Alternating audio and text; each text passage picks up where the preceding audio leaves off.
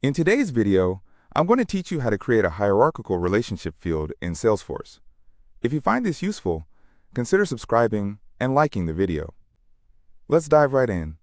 First things first, you will need to log into your Salesforce account. You can do that by entering your credentials at the designated login page. Once you're logged in, you'll be taken to the home page of your Salesforce environment. Now that you're on the home page, let's locate the setup gear icon. This is typically found at the right-hand corner of your screen. Clicking on this icon will give you access to various setup options that you can explore. After clicking on the gear icon, look for an option that says Open Advanced Setup. When you find it, go ahead and click on that as well. This is going to take you deeper into the setup options where you can customize and configure different features within Salesforce. Once you're in the Advanced Setup menu, you'll want to focus your attention on the Object Manager. Click on Object Manager to access all the different objects that you can work with within Salesforce. This feature is crucial because it allows you to manage various elements related to your Salesforce setup, including fields and relationships. Now here comes an important step. You need to select the object for which you want to create a hierarchical relationship. For the sake of our example, let's say you're working with the Itchy account object. Click on the Itchy account option to proceed. Next, once you are on the account object page, locate and click on the Fields and Relationships link.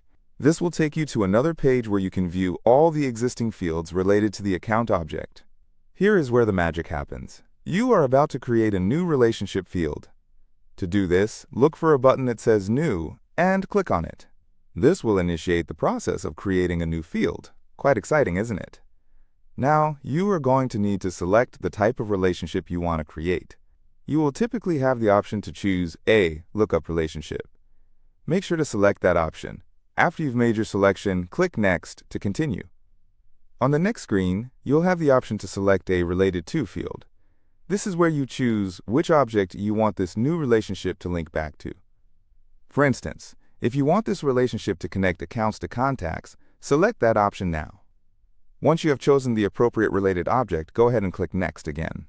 This will take you to the Field Configuration section, where you need to assign a label and a name for your new field.